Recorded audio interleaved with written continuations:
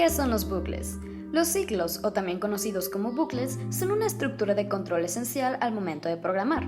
La mayoría de los lenguajes utilizados actualmente, incluyendo C++, nos permite hacer uso de estas estructuras. Existen diferentes tipos de bucles, y cada uno tiene una utilidad para casos específicos, y dependerá de nuestra habilidad como programadores para determinar en qué momento es bueno utilizar alguno de ellos. En palabras más simples, un bucle permite repetir una o varias instrucciones cuantas veces lo necesitemos.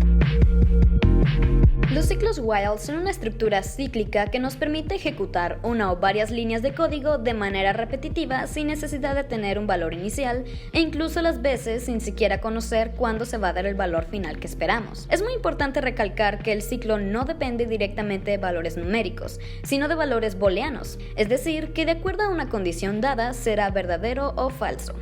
Para la sintaxis de este ciclo vamos a escribir la palabra reservada while. Después, entre un par de paréntesis, vamos a poner la condición de finalización. Y por último, entre un par de llaves, vamos a poner el bloque de instrucciones a seguir. En el caso del ciclo while, realizaremos un programa que solo acepte números pares positivos. Primero escribe el número y después leemos nuestra primera variable. Para saber si un número es par, utilizaremos el mod de la siguiente manera. Pondremos otra variable, en este caso p, que será igualado a nuestra primera variable, o sea a, seguida de la palabra reservada mod y por último un 2. De esta manera lo que realizará p es tomar el residuo o las décimas de la decisión que realiza mod, que en este caso es a entre 2. Para validar y determinar que el programa solo acepte números positivos y pares, ponemos el mientras y que este evalúe que p sea diferente a 0, o sea un número impar, o que a sea menor a 0, o sea que sea un número negativo. Si esta condición es verdadera, imprimiremos no se aceptan números impares o negativos y volvemos a leer nuestra primera variable, ya que si no lo hacemos el ciclo seguirá dando vueltas y por ende nuestro programa resultará erróneo. Añadiremos un contador que nos servirá para determinar cuántas veces el usuario ingresó un número impar o negativo. Para ello utilizaremos la variable s igualada a sí misma más 1. Es importante mencionar que s lo debemos de igualar a 0 fuera del ciclo mientras para evitar datos erróneos o basura. Después volvemos a colocar el mod y finalizamos el ciclo mientras. Por último escribimos a, nuestra primera variable, que es un número par positivo en caso de que sea verdadero, y colocamos otro escribir y ponemos pusistes, que es la variable acumulador de los errores, y veces un número impar o negativo. Aquí podemos apreciar el diagrama de flujo. Aquí les mostramos un ejemplo de la estructura del ciclo while en el programa C++, en el que mientras en pcint es equivalente a while en C++.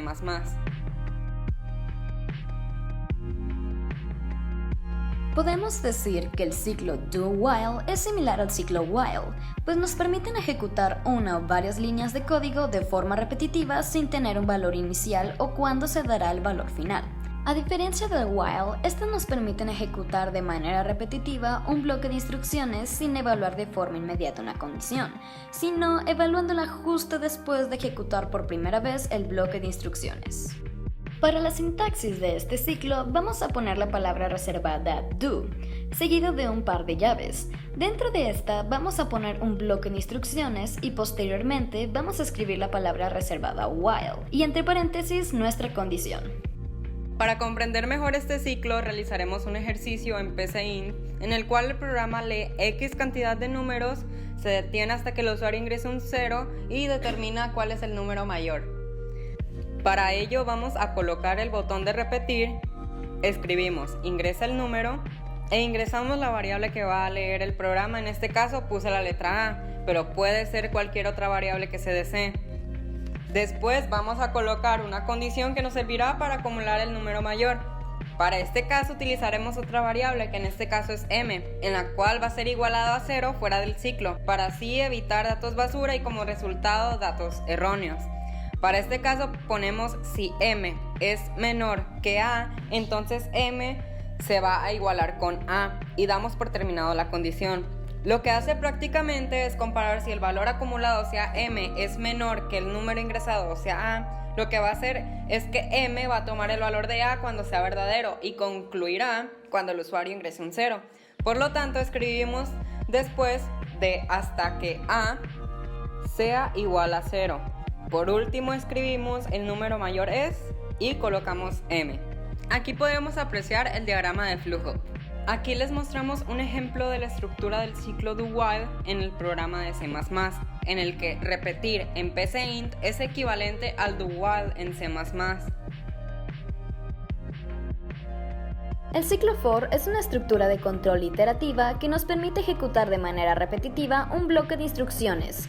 Y a comparación del while o do while, aquí sí se conoce previamente un valor de inicio, un tamaño de paso y un valor final para el ciclo. Para la sintaxis de este ciclo vamos a escribir la palabra reservada for y enseguida entre un par de paréntesis declaramos como entero una variable. Normalmente se utiliza la letra i, el cual será igual al valor inicial. Separado por un punto y coma, volvemos a escribir nuestra variable y dependiendo lo que nos pide el problema, vamos a escribir los operadores necesarios para asignarle un valor final. Introducimos nuevamente un punto y coma, seguido de nuestra variable e ingresamos el tamaño de paso, ya sea creciente o decreciente. Para finalizar, colocamos un par de llaves y dentro de ellas escribimos nuestro bloque de instrucciones.